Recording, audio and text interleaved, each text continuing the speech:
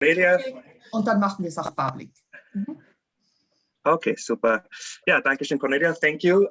Yeah, my talk will be in English because I guess most of you also know that when your research is all in English, it's sometimes actually difficult to talk about it in German. So, do you all see my screen in full mode? Yeah. Okay. Do you see my screen? Yeah. Okay. Yeah. Okay. Okay. So yeah.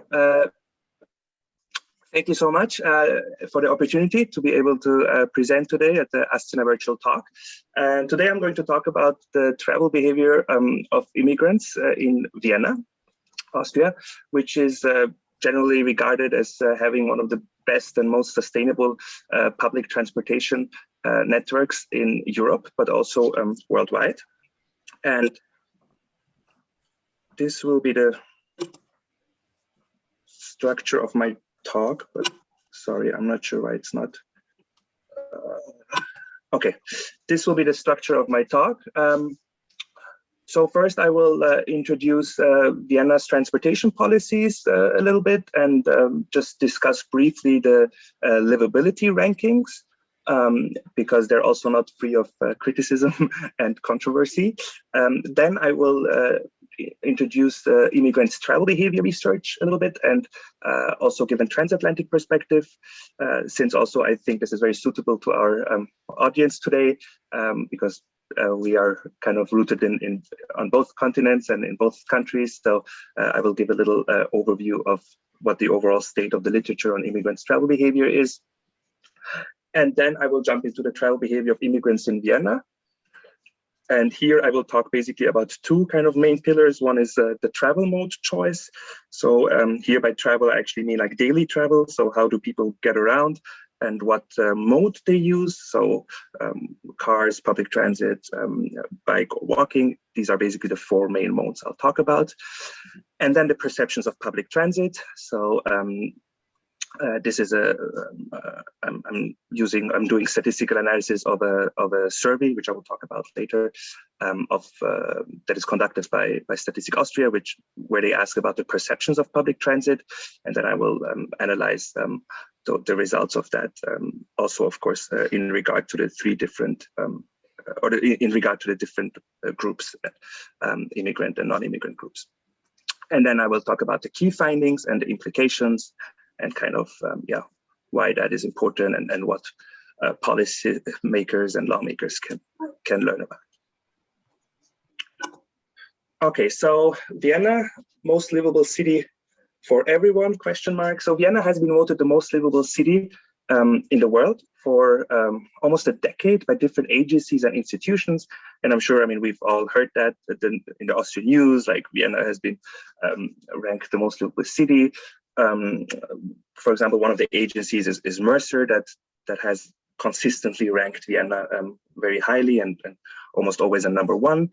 And as I've alluded to earlier, those rankings have not been free of criticism, not only in regards to the criteria they use, but also kind of concerning who they ask. For example, Mercer mostly or almost exclusively asks expats who work in Austria.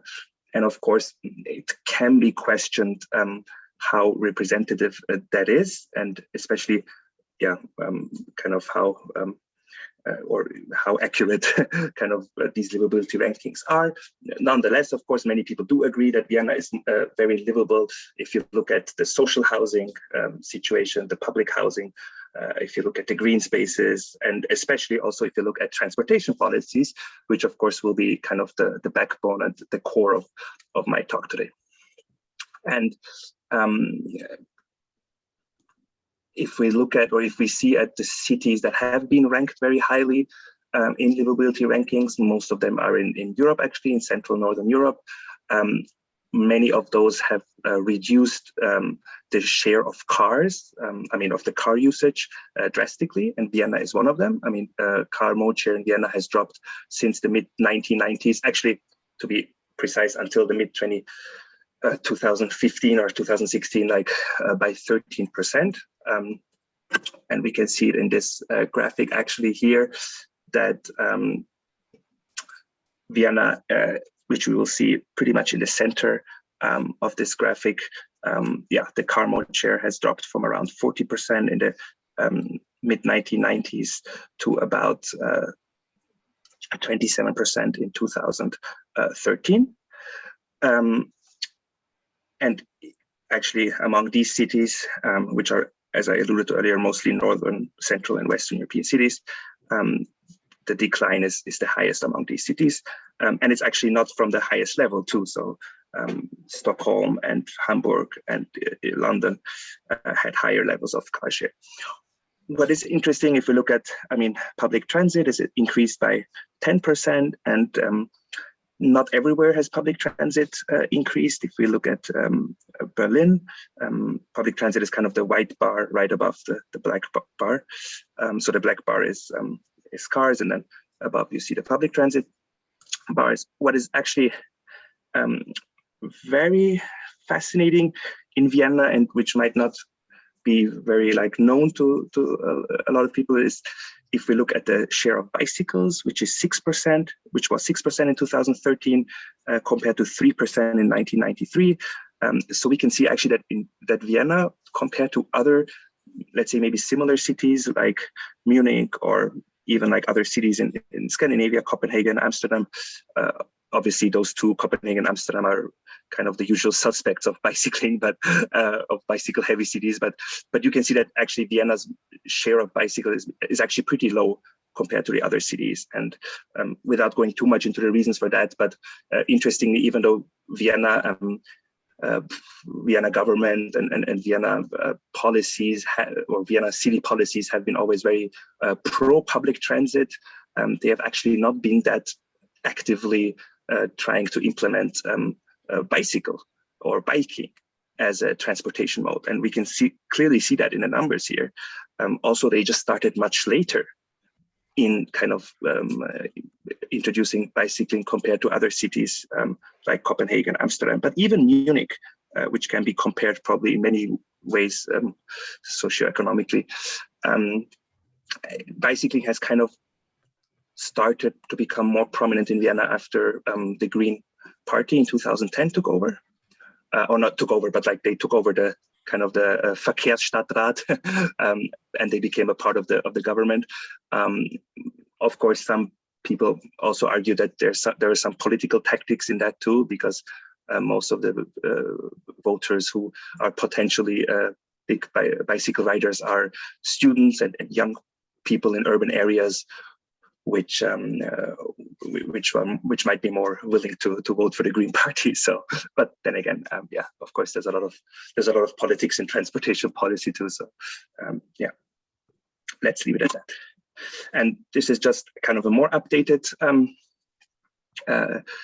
diagram about kind of the similar mode share distribution, and we can see that Vienna is actually very good when it comes to the car mode share. Very good for planners, of course, is little car usage is seen as very good, and we can see that especially Southern European cities are very high when it comes to or have very high car mode shares, like Rome, Nicosia, Athens, also Dublin. But yeah, and we can see again, if we look at the bicycles, that Vienna has still kind of a lot to catch up compared to other cities, but it has improved a little bit its standings.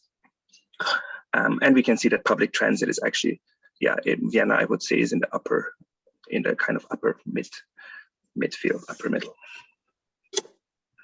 Okay, and these are the key transportation policies without getting too much into that, but basically the two main pillars of transportation policies have been the extension of the U-Bahn, of the metro, and parking management. Of course, in Vienna, a very famous word that is used a lot in society, the Kurzparkzone.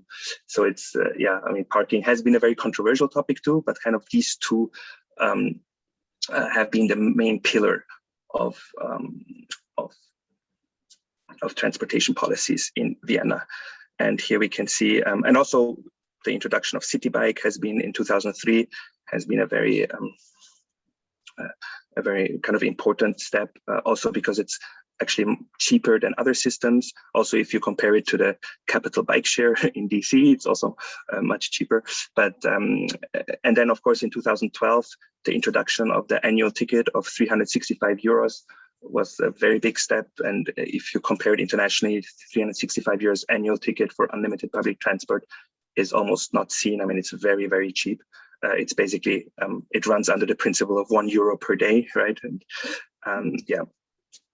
And then we can see the hours of operation for parking management have been extended from 8 to 10 p.m. This was also kind of to allow people to park overnight more, especially the residents. And I think now the new plan is, or I think it's pretty recent, that in 19 out of 23 districts in Vienna, there is parking management. So there are Kurzparkzonen. So, I mean, what does happen is people who commute by cars to the city, they would park their cars somewhere in the outer district, so 18, 19, 13, 11, 12, so kind of the outer districts, and then leave their cars there because they could stay unlimited amount of time there, and then just take public transit or whatever other mode to get into the city, for example, to their workplace. But now, actually, since in 19 of 23 districts, there will be these kind of parking management policies and these Kurzparkzonen. Of course, this will further complicate things for these commuters. Okay, so again, is Vienna livable for everyone? So Vienna has at the moment, a population or the share of the population which has a Migrationshintergrund or migration background is almost 45%. It's around 44%, which also makes it actually, I think, in the top 10 cities in the world, with the highest migration background. Other cities which are very high are actually Vancouver, and also, for example, Singapore in Southeast Asia.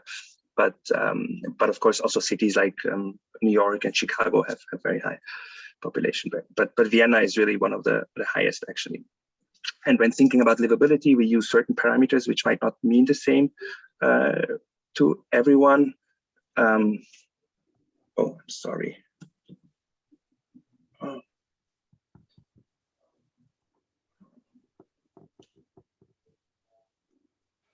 Do you still see my screen? Yep. Oh, okay.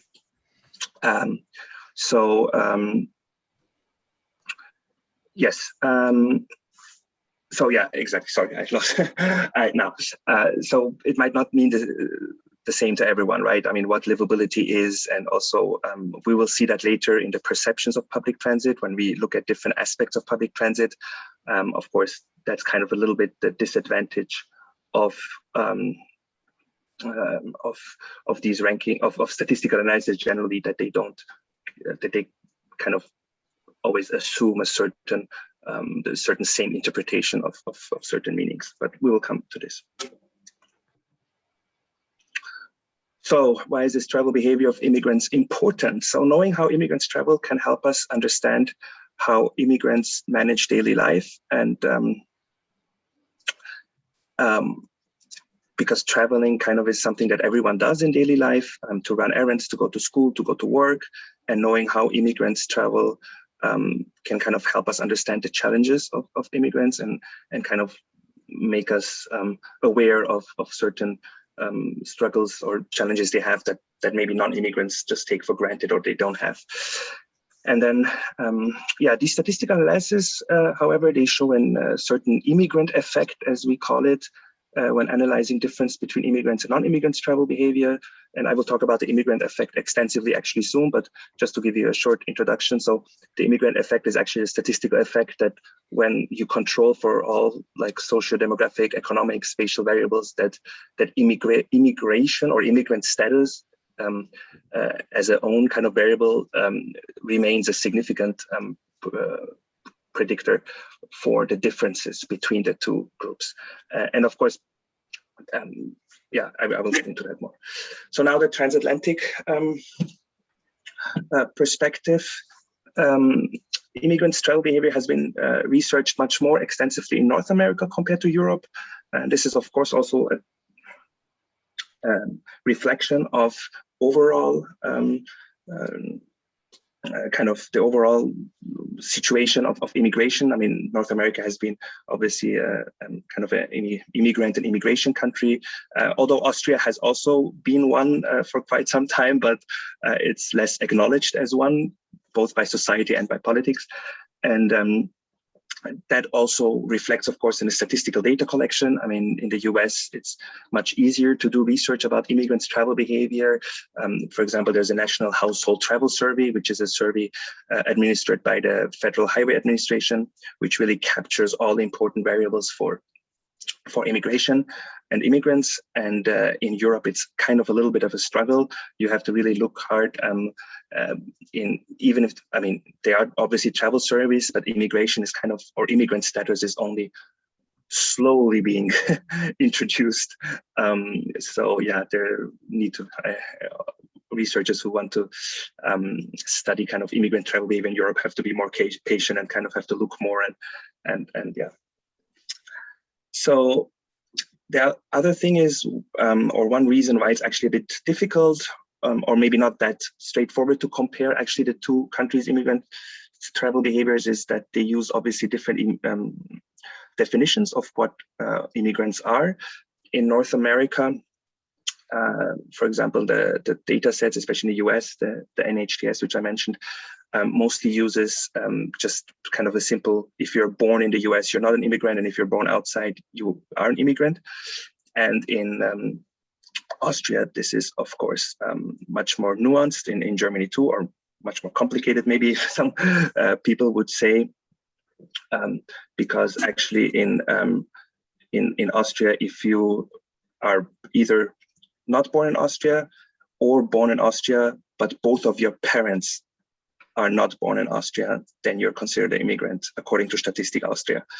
In Germany, it's a bit different. In Germany, it's already sufficient. Let's say if one of your parents are born abroad, and you are born in Germany, then you already have a so-called migration background. So we can see even within Germany and Austria, kind of the definitions differ. So these are some overall trends in travel behavior across the pond. In North America, immigrants tend to drive less than non-immigrants, especially in the first 10 years of their arrival, and then the process of so-called transportation assimilation.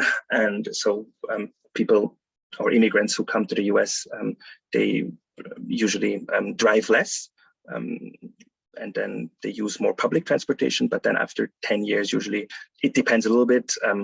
Also, we've seen some differences with the country of origin, but those differences are just like, I mean, they're just related to the time. I mean, at the end of the day, this transportation assimilation happens, but for some origins, some studies have shown it takes a little bit longer than for others. In Europe also, immigrants tend to drive less than non-immigrants. However, it's a bit more nuanced in regard to nationality and gender also. And we will see that very clearly in the Vienna case that I will present very soon. And then immigrants tend to take public transit more than non-immigrants in the US. This is also true for Europe, but again, a little more nuanced. The biggest difference is biking. Immigrants tend to bike much more than non-immigrants. And in Europe, immigrants tend to cycle less than non-immigrants. So in North America, they tend to bike more. In Europe, they tend to bike less. Obviously, the level of cycling in most European countries is much more higher than in North America. And of course, also, it has to be said that these are not kind of absolute statements. They're always relative to the non-immigrants. So, I mean, immigrants in Europe might actually, in absolute numbers, cycle more than immigrants in the US, but because kind of the non-immigrants just cycle so much more in Europe, of course, in relation to them, they cycle less. But of course, also there, it's nuanced and depends on the origin. Okay, so I've talked about the immigrant effect earlier. And the immigrant effect, actually, if we make a little excursion to daily politics or in daily society, we can also see it, I mean, kind of often just being an immigrant is being used as a predictor, as an explanation for different behavior. And of course, one has to be very careful with that, because there's always some other reasons, and only because we might not always see that reasons in our first analysis doesn't mean that just immigration by itself is a reason. But of course, often by parties in in whichever direction it's used, but without kind of valuing this. But of course, a lot of parties use that for their own party politics and benefits. And of course, many issues are social issues. But however, with immigrants, their immigration status is often being seen as the responsible variable for differences in behavior. And of course, this is always a very fine balance to make. And yeah. Okay, so if we just look quickly at the immigrant effect in the US, it's basically, since in the US, of course, the car use, auto use is just the most dominant factor. Of course, the immigrant effect is kind of seen as why immigrants, especially in the first 10 years, don't drive as much as non-immigrants. And there are kind of 5 aspects which Blumenberg, one of the most prominent travel behavior scholars in regards to immigration especially, kind of lays out. So spatial assimilation, ethnic specific resources, ethnic labor market niche, culture, regulation. And I will just very quickly go through this. So spatial assimilation is that kind of the explanation that immigrants in the US, first they move to inner city neighborhoods, which might be a bit lower income compared to suburbs, and then they don't have cars there. They walk or they drive to their, they walk or they take public transit to their jobs. In Austria, I wouldn't say that this is really a kind of a logical explanation, because we do have inner cities and suburbs, but kind of the relation of these two is less linear, I would say. I mean, inner cities are not always seen as, or not seen as specifically low income neighborhoods. And especially if you look at in Vienna, the 10th district, Favoriten, 15th district, or Rudolfheim 5 kind of 2 districts with very high migrant populations, they might not always resemble very like inner city characteristics, especially the 10th district, even though they are of course dense, but of course by nature, I mean, European cities are more dense than US American cities. But if you look at the 10th district, it does have also a very suburban character, but it's still kind of more one of the lower income districts. So yeah, so the spatial kind of dimension is a bit different in Austria and cannot be really compared to the one in the US. And then ethnic specific resources. This is especially true for immigrants in the US from South American, Central American countries. Studies have shown that when they move the first 10 years to the like inner city neighborhoods, often they're like ethnic neighborhoods where people from similar origin or the same countries live, so they often carpool to work together. And in Austria, there has not been enough research, but actually in my field work, which I will do for my dissertation in the fall, in September, I will try to get at this and try to see how the dynamics regarding ethnic labor markets and ethnic specific resources are in Austria. And then culture, and this is kind of a big topic. So culture can influence travel behavior. A lot of studies have shown that how you traveled in your country of origin or wherever you lived before you migrated, can influence how you travel, and this can play a role. And we will see that later, especially with some immigrants from certain countries that might play a big role. And then regulation, different regulations, government policies, and for example, obtaining a driver's license is very expensive in Austria compared to the US. So that might be a factor, for example, in Austria, which might deter or hinder people to get a license and to drive. Another factor, and this is actually very interesting, and I would like to talk about this just briefly, but I couldn't do without, I couldn't continue without mentioning this. Language barriers kind of in daily life. If we look here, we see this is a ticket machine in Vienna, one of the Wiener Linie ticket machines. And if we see the languages which are kind of displayed here, maybe you'll notice that, for example, there's no Turkish on it, which is very surprising, considering Turkish is actually the second or third largest group actually in Vienna at the moment.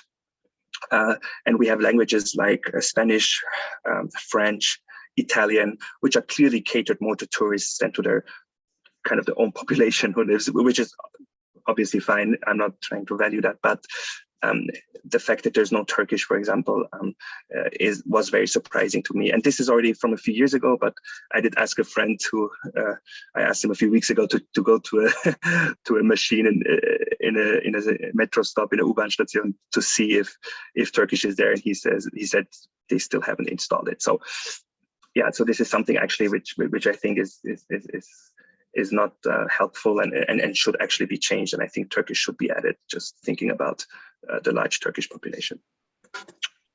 Okay, now let's get to the statistical analysis. So I'm using a survey by the Statistik Austria, the Mikrozensus 2019. And as I said, travel behavior is kind of never part of a big survey. It's always part of some extension, some extra module. But at least I'm lucky that they have that at least.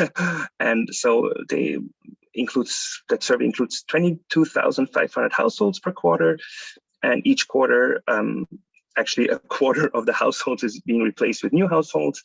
And now for Vienna, I have around 1,000 households because this is a survey for whole Austria. And yes, and now with logistic regression, I will show you a few results. But before that, instead of using a binary non-immigrant immigrant analysis, I used 3 groups. So I used Turkish ex-Yugoslavian immigrants, non-Turkish ex-Yugoslavian immigrants, and non-immigrants. The reason for this is because also literature, which is not that much in German speaking, but the one that is out there has shown that kind of the Turkish immigrants, especially in Germany and in the Netherlands, kind of show very different travel behavior compared to the other group. Compared to the other immigrant groups and to non-immigrants. And also, I also added the immigrants from ex-Yugoslavia to the Turkish group because they somewhat arrived at a similar time, even though they were obviously different kind of times when they arrived. They arrived in a few kind of eras, but first many immigrants from the former Yugoslavian countries arrived, and then the Turkish kind of guest workers arrived, the so-called guest workers, and then in the 1990s, kind of with the wars breaking out in former Yugoslavia, again, the immigrants from that region came a lot from Bosnia and Serbia. So that's why I use these 3. And then I'm focusing here on daily usage of travel modes, even though the survey asks kind of for different frequencies. So it asks for daily and then for several times a week, several times a month, rarely and never. But just for the sake of time and for this presentation, I'm going to focus on the daily. And here we can see the daily usage of travel modes. And here kind of this kind of diagram actually confirms what research has said about the Turkish immigrants. Very interesting, because usually it's always said that immigrants drive less than non-immigrants, but we can see with the Turkish immigrants, the most left, kind of the blue bar, where it says daily car usage, it's around 32%, whereas it's for non-migrants, it's 21%, and for migrants who are not Turkish or from former Yugoslavia, it's below 20%. Interestingly, also in daily public transit, we can see that it's the most for the Turkish and former Yugoslavian immigrants, and we can see it's the least for the non-migrants. This is interesting, and this is actually a pattern I've seen in the data that daily, like the Turkish and the former Yugoslavian migrants have actually indicated if they travel, they use it daily, whereas the non-migrants and the migrants from other origins, they kind of have a more distributed, they use also some modes, some travel modes like walking, biking. They also use it several times a week or several times a month.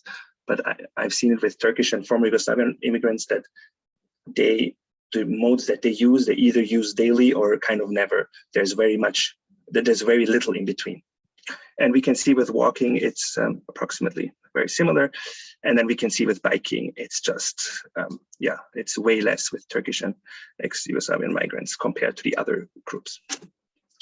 And also, a lot of literature has shown that there's also a big gender gap, and we can see that, especially for Turkish ex-Yugoslavian migrants, 77% use the car daily from that survey, and then only 20% of men and 22% of women. And for non-migrants, we can see also it's there's a bit of a gap, but the gap is much smaller. It's only around 20%. And then the transparent bars are when the results are not statistically significant. And here we can see the odds of driving daily. So we can see, as I said, here I have every group compared to the 2 other groups. So the Turkish migrants compared to the non-migrants and compared to the migrants which are not Turkish or from former Yugoslavia. And we can see that the odds are almost 2.5 times as much for Turkish immigrants to drive compared to non-immigrants. And here we can see it again for women. It's not very statistically significant. For men, we can see here again, it's yeah, very high. And this is interesting. Now I'm going to the odds of taking public transit daily. And here actually it was very interesting to me that it wasn't statistically significant, but still you can see some, that the odds for the Turkish ex-Yugoslavia are above 1. But again, since they're not statistically significant, I'm just jumping. And this was also interested. As I said, I didn't really want to talk about the other frequencies, but I just had to put in this one because this was statistically significant, and we can see that never take public transit is also the highest for the Turkish and ex Yugoslavian immigrants, and then it's also very high for the non-immigrants. I mean, very high, but higher compared to the non-Turkish and ex-Yugoslavian immigrants, which actually have the lowest amount of people who never take. And then here we can see this for men, around 11% for men, for Turkish and ex-Yugoslavian immigrants. And then if we look at women, it's around 15% who never take transit. Okay, and here we have daily walks, but again, it was statistically not significant. And then here we have the biking, and here we can see that non-migrants are about, I mean, the odds of taking of biking daily is around almost 5.5 to 6 times higher than for Turkish immigrants. But we can also see that non-Turkish immigrants actually even have a higher biking kind of probability. And of course, this might be because a lot of, I mean, kind of the German students or the young German professionals who live in Vienna, and the Germans are the biggest actually immigrant group at the moment, I think, in Austria by numbers. So, and a lot of them obviously have similar travel behaviors to Austrians, non-immigrant Austrians, because of their social demographic kind of status. So that's not very surprising, even though, of course, there's I mean, this is a big group, the non-Turkish ex-Yugoslavian migrants. And of course, in further research, I'm also planning to look more into the different groups. But then, of course, yeah, it's a bit also difficult to kind of look for every group. But yeah, so. And then there are the perceptions on public transit. So there were questions, are you satisfied with? And then there were 6 different aspects of public transit. So first question was, are you satisfied with the cost of public transit? Interestingly, there was no significant difference, no significant effect, which also might be because just the cost might actually play a smaller role than we think, since it's 365 euros. It still surprised me because I thought it might still be a burden, but yeah, this is what the analysis have shown. Actually, yeah, the perceptions have shown quite some insignificant results in that sense, but there are some very interesting takeaways too. Here we can see some significant results with concerning the travel time. So this is basically, are you satisfied with the travel time in your daily kind of in your daily life, in your daily travels? And here we can see that compared to other immigrants, Turkish immigrants are much less satisfied. I mean, almost the odds of them being satisfied is almost half, a little actually even less than half compared to the other immigrant groups. And also interesting that non-migrants are also not or have lower odds of being satisfied compared to Turkish, compared to non-Turkish or non-former Yugoslavian migrants, and they seem to be the most happy regarding travel time on public transit. And here we have now a few categories which are not significant. Network, quality of equipment of the car, and the headways. Headways is in German the Intervalle. But what is very interesting is this category, and probably also from a societal and political aspect, actually maybe the most important or one of the most important, this is safety. And here we can see that compared to non-migrants and compared to other migrants who are not Turkish or from former Yugoslavia, that yeah, the odds of being satisfied in regards to safety is actually very low. I mean, compared to non-migrants, it's yeah, it's almost half the odds of. I mean, very big difference we can see. And of course, here we have to say that safety can mean a lot. It can mean a lot. It can mean a lot of different things to different people. Of course, and literature has shown that a little bit, but I will aim to obviously find it out and kind of hopefully confirm my hypotheses when I do the field work and the interviews with the different migrant groups. But Turkish and former Yugoslavian migrants might just also face more discrimination and more racism in daily life when they travel with public transit. Because if you think about it, kind of, the spot where it's the most likely that they meet non-immigrants is actually, in daily life in public transit, right? Or when they do their errands. But there have been a lot of reports actually in Vienna about racist attacks or discriminatory attacks in trams, in metro stations. There have been really a few, or not a few, but actually quite some very horrible attacks. So that kind of also just might create also the fear of just discriminatory and racist attacks, which of course affects personal safety. So this of course goes a little bit into that livability kind of aspect again.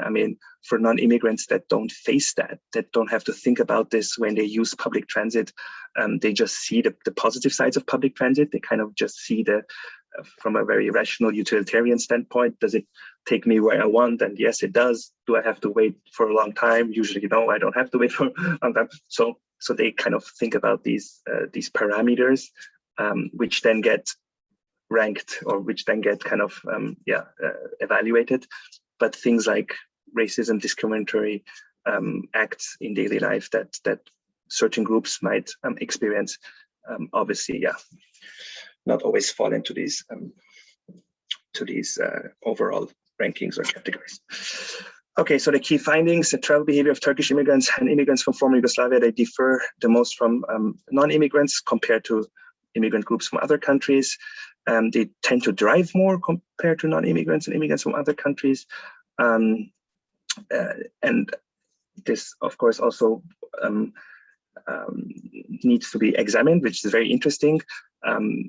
If you think about, you just control for the income and everything else, but they still drive more.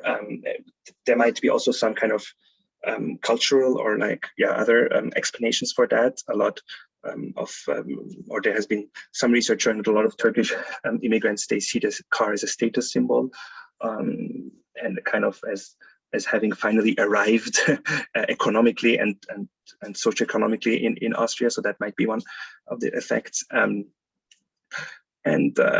Bicycle, they tend to ride the bicycle much less compared to non-immigrants. This might not only be due to kind of individual characteristics and individual preferences.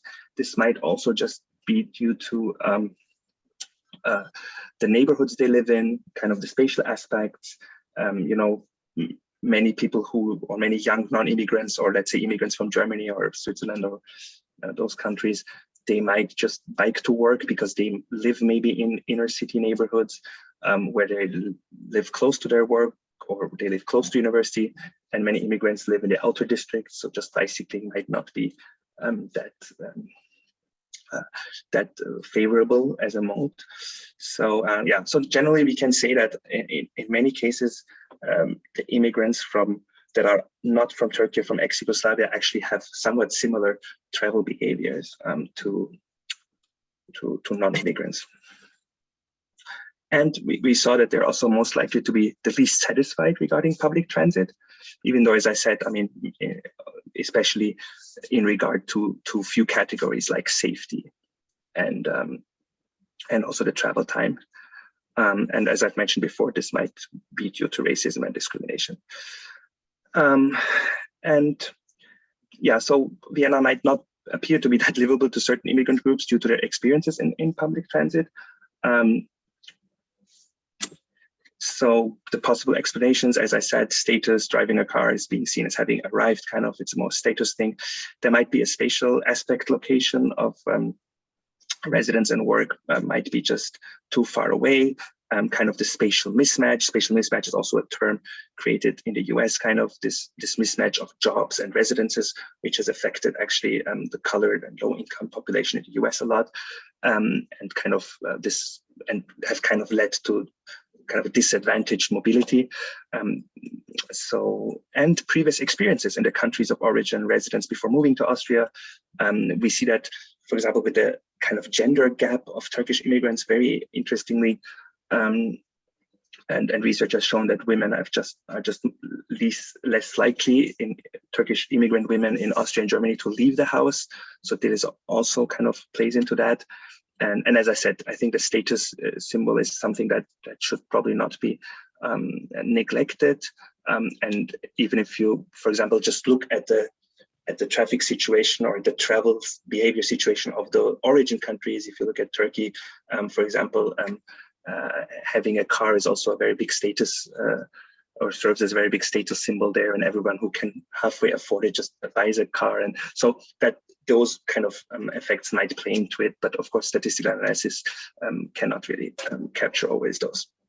So just concluding now, so of course, it's important for transportation policy, especially for them to implement effective, or for transportation policy to implement effective decisions. It's important to know the reasons and the trends of travel behavior, promoting green alternatives to cars, especially now, of course, climate change is a big topic, an important topic for cities. And that's why promoting green alternatives to cars, such as bicycling for shorter trips, can be beneficial for immigrant groups and the city. And then, of course, understanding travel behavior. And I think this is a very important aspect, not only as a technical kind of isolated process that is somewhere in a vacuum, but rather as a phenomenon which is embedded in sociological and cultural context. I think it is very important. And travel behavior research has kind of shifted a little bit from just focusing on statistical kind of large scale analysis to go a little bit more into qualitative work. This is not to say that statistical analysis is unimportant. It's obviously very important because it can give us the certain trends and kind of can start the conversation going. But in order to understand travel behavior, I think we need to look more into the reasons that might not be displayed in statistical analysis. So yes, I might have gone a little bit over time here, but thank you so much, and I'm of course open for questions if you have any. Thank you.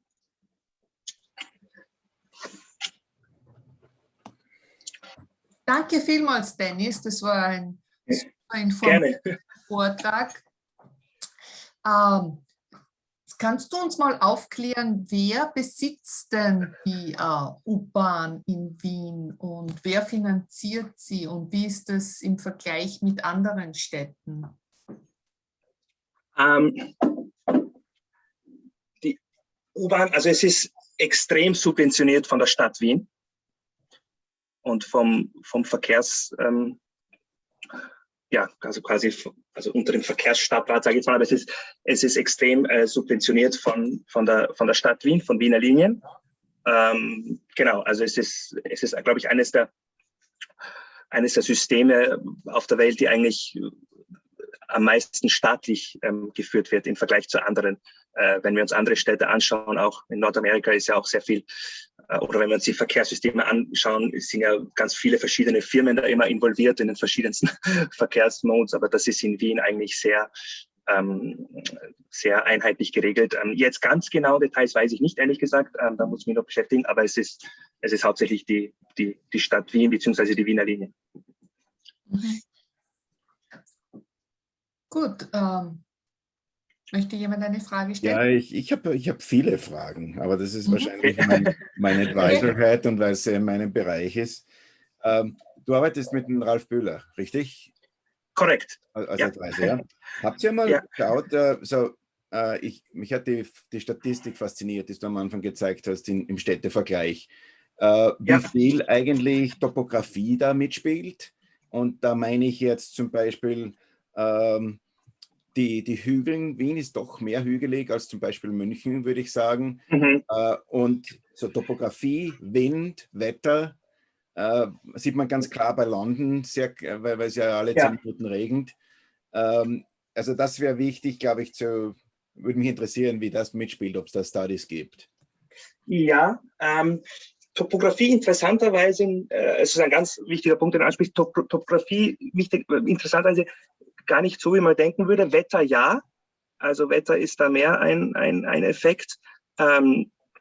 Man sieht ja auch zum Beispiel, dass in Städten, zum Beispiel Nikosia, Rom, wo es ja schon relativ auch heiß wird, Athen, dass da auch quasi die Fußgänger, der Fußgängeranteil sehr niedrig ist.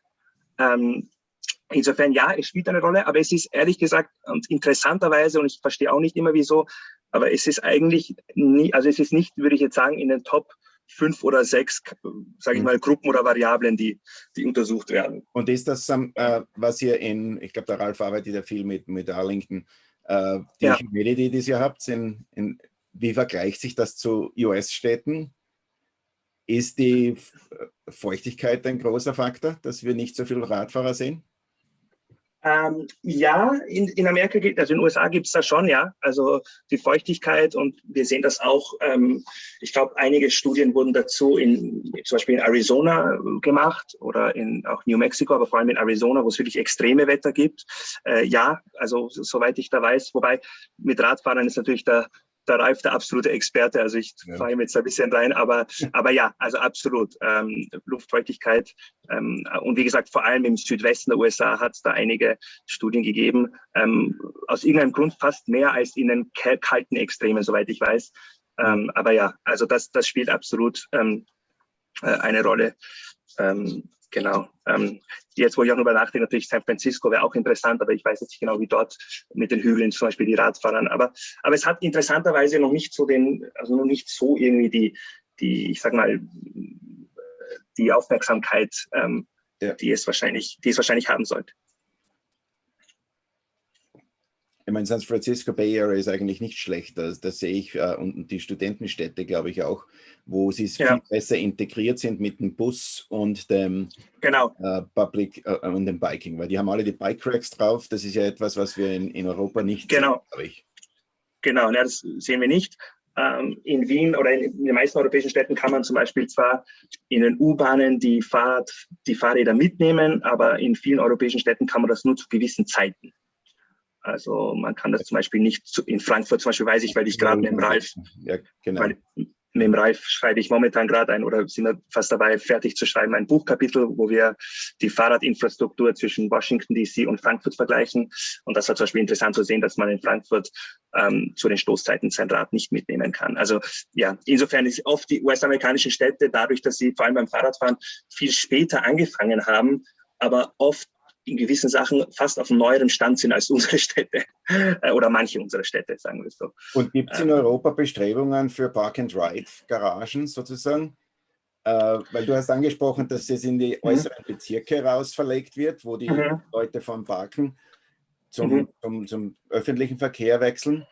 Eine Frage wäre für mich hier auch, gibt es Ambitionen oder welche Version ist besser? Ich meine, bei uns sieht man sehr viel, glaube ich, diese Park-and-Ride-Shuttle Transfers. Und ich könnte mir vorstellen, dass es in Europa auch Möglichkeiten für Park-and-Ride, jetzt nicht Ride mit der U-Bahn, sondern nehmen eins von diesen Community Bicycles oder Motorized Bicycles, die man sieht. Gibt es sowas? Ja, es gibt natürlich, muss man dazu sagen, dass schon allein platzmäßig das in den USA ein bisschen leichter ist als in europäischen Städten, also so große Anlagen. Es gibt sie. Also ich weiß es, wie gesagt, von Frankfurt, da hat sich das, glaube ich, also 40% oder so sind die Park-and-Ride-Anlagen gestiegen in den letzten 5 bis 10 Jahren. Ja, es gibt es. Die Sache ist halt nur, da kommt es auch ein bisschen auf die Topografie und da kommt es vor allem auch bisschen drauf an, wie eben die Pendlerströme sind. Also in großen Pendlerstädten wie Frankfurt, wie Wien zum Beispiel, ist das möglich. Wobei, du hast zwar gesagt, die Leute könnten zwar mit den Fahrrädern weiterfahren, aber da ist halt die Frage, ob das oft überhaupt machbar ist mit dem Fahrrad, weil im Endeffekt diese Park-and-Ride-Anlagen sind ja schon relativ weit draußen und der Fokus ist dann eher, dass man die in der Nähe von U-Bahn-Stationen baut. Und die gibt es in Wien, also die gibt es in den äußeren Endstationen von den U-Bahn-Stationen. Wobei es natürlich dann oft auch eine Abwägung der Zeit ist. Und ich habe auch oft gelesen oder ein, zwei Studien gelesen, wo es halt stand, dass die Leute dann, die dann halt reinfahren, dann irgendwie quasi die letzten 5 Kilometer dann auch noch mit dem Auto fahren. Außer es ist wirklich ein großer Burden für sie. Also da kommt es auch, glaube ich, wirklich drauf an, von wo die Leute nach wo und wo ihre Arbeitsplätze sind. Aber die Innenstadt ist sicher ein Bereich, der natürlich attraktiv ist für sowas. Aber wenn der Arbeitsplatz quasi ein bisschen in den äußeren Bezirken ist, also je weiter, glaube ich, der Arbeitsplatz in den äußeren Bezirken ist, desto weniger attraktiv ist es wirklich, diese Park-and-Rides zu nutzen. Ja, ich lasse andere auch noch fragen, sonst schrecke ich dir die anderen Fragen. Okay, gerne. Ja, Dennis, ich möchte gern wissen, vielleicht hast du es gesagt, innerhalb der Gruppe von Migranten, wie groß ist die türkisch-ex-jugoslawische Gruppe? Die ist sehr groß. Also, wenn ich mich jetzt ganz nicht täusche, momentan in Wien sind die Deutschen die größten. Wobei es natürlich statistisch muss man auch immer ein bisschen aufpassen, weil da ist halt natürlich, also es gibt halt Leute, die als Migranten aufscheinen, manche haben halt die Staatsbürgerschaft, manche haben nicht. Das heißt, es ist manchmal, glaube ich, statistisch auch nicht ganz einfach.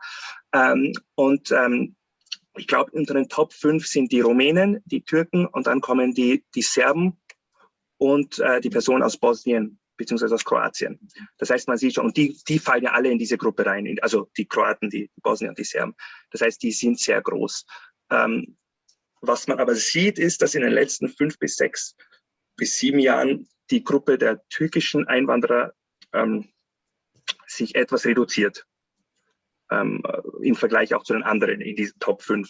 Das liegt zum einen daran, dass einige in den letzten, vielleicht nicht in den letzten Jahr jetzt, aber so zwischen, ich würde sagen 2010, 2011, 2018 auch viele in die Türkei zurückgegangen sind oder einige und einfach auch, dass der Zuzug weniger geworden ist.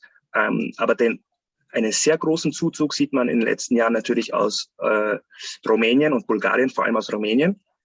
Seitdem natürlich sie auch in der EU sind, ist das natürlich nochmal sehr gestiegen. Aber an sich ist die höchste Gruppe die Deutschen, aber die werden natürlich oft überhaupt nicht als Immigranten wahrgenommen. Ne? Ja, aber es ist also doch die nicht-türkische Immigrantengruppe nicht so homogen, wie ich mir es vorgestellt habe, dass das also wirklich nur Westeuropäer sind. Nein, also da kommen...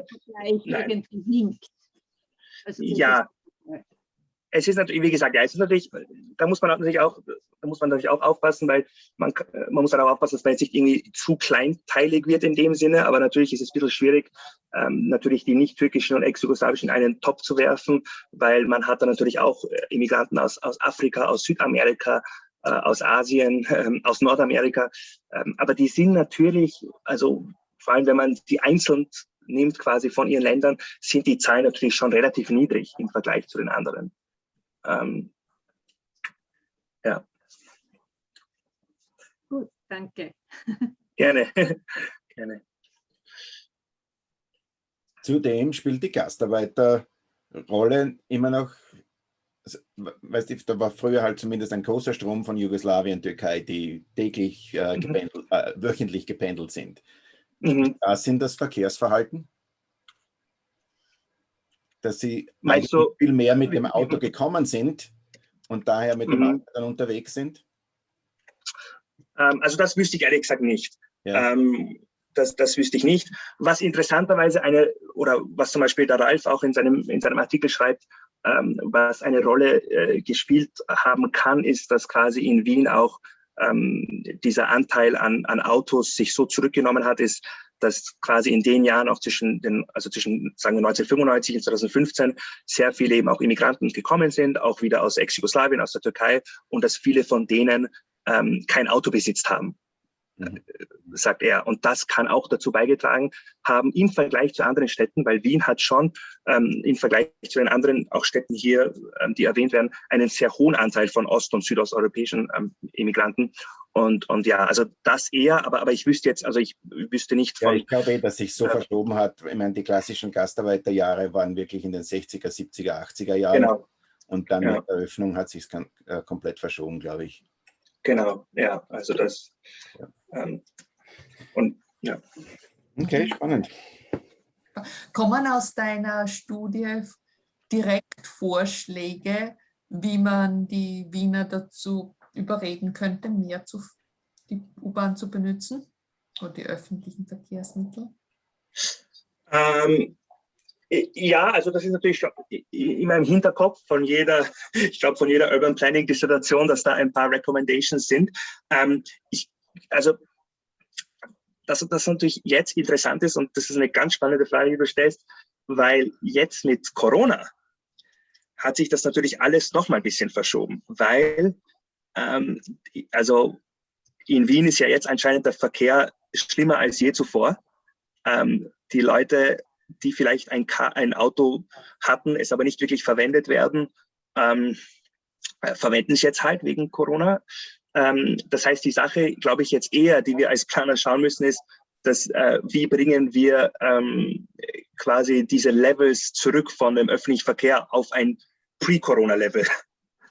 Und ich glaube, das ist jetzt die eigentliche Herausforderung. Und ja, da wird man sehen müssen. Also das wird halt insofern auch spannend, weil wenn quasi Homeoffice auch so bleibt, dann wüsste ich jetzt, also da bin ich jetzt, selber weiß ich auch nicht genau, aber ich würde jetzt mal sagen, dass wahrscheinlich der öffentliche Verkehr ein bisschen einbußen wird, obwohl er natürlich im Vergleich, ich meine, wir oder viele von uns sind ja in der Washington-Gegend, in Washington DC ist ja zum Beispiel die U-Bahn-Nutzung um 93% eingebrochen zwischen März 2020 und März 2021 zum Beispiel. Das hat man in Wien nicht gesehen. Aber also ich würde sagen, jetzt wegen Corona hat sich das natürlich alles verschoben. Sonst macht ja die Stadt eigentlich auch viel oder versucht die Stadt auch viel zu machen, um von den Autos wegzukommen. Also und ich glaube, das, was quasi die Stadt am meisten macht, ist, und das ist auch gut im Vergleich auch zu anderen Städten, dass es werden ja auch immer mehr neue Siedlungen quasi in den Außenbezirken gebaut. Also die Seestadt zum Beispiel, natürlich ein prominentes Beispiel. Und dass das in Wien eigentlich immer mit öffentlichem Verkehr einhergeht. Also dass der Bau ungefähr quasi gleich angefangen hat. Und in vielen anderen Städten ist das halt nicht so. Also da muss man auch nicht so weit weggehen von Wien. Also abgesehen von USA natürlich ist das ein ganz anderes Beispiel. Aber oft werden zum Beispiel diese Siedlungen gebaut, aber halt ohne überhaupt ein Konzept von einem Verkehr zu haben. Oder eins zu haben, was aber eher in die Zukunft ausgerichtet ist.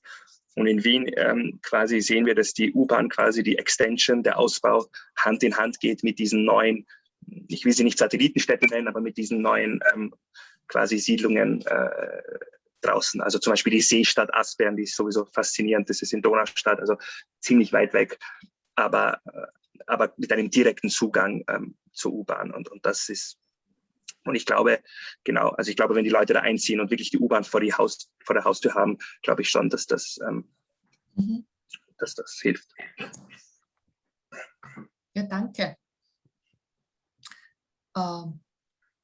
Gut, dann, wenn ihr weitere Fragen habt, bitte schickt sie direkt an Dennis. Ja, ein spannender Vortrag. Eins möchte ich noch sagen zu Wien. Wien hat insofern auch, ich sage mal, Glück im Vergleich zu anderen Städten. Und das sage ich jetzt wieder nicht wertend in irgendeiner politischen Weise, aber Wien wurde durchgehend von 1945 an, beziehungsweise genau, nach dem Zweiten Weltkrieg, von einer Partei regiert. Und jetzt nicht zu sagen, dass alles gut gelaufen ist, aber natürlich hat Wien deshalb einen gewissen Inkrementalismus quasi verhindern können, den andere Städte hatten, die eine quasi größere Landschaft von wechselnden Parteien an der Spitze hatten, so dass Wien auch immer quasi sicher gehen konnte, ein Bürgermeister, dass der nächste Bürgermeister mit großer Wahrscheinlichkeit auch von den Sozialdemokraten sein wird.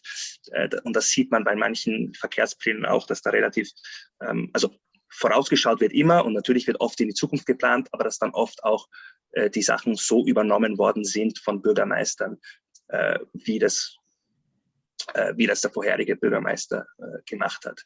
Und da war natürlich, als die Grünen in die Regierung gekommen sind, schon ein kleiner Schnitt, wie ich schon erwähnt habe, zum Beispiel mit dem Fahrradfahren.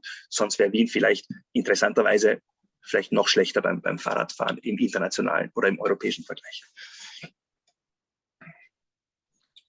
Okay, super. So, Nehmt eure Räder und fahrt zur Arbeit oder Tut mir leid, ich habe vorhin anscheinend auf Mute gedrückt, also ich habe nicht gehört, falls ihr was gefragt habt. Ich habe gesagt, nehmt eure Fahrräder. Ich kann mich erinnern, ja, bin ich mit dem Fahrrad einkaufen gegangen, mit dem Gallon of Milk links und rechts.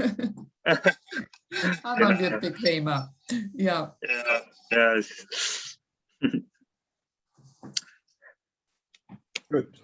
Gut, danke dann. Ja? Vielen Dank, Dennis. Gut, danke schön. Vielen Dank, dass ihr dabei wart.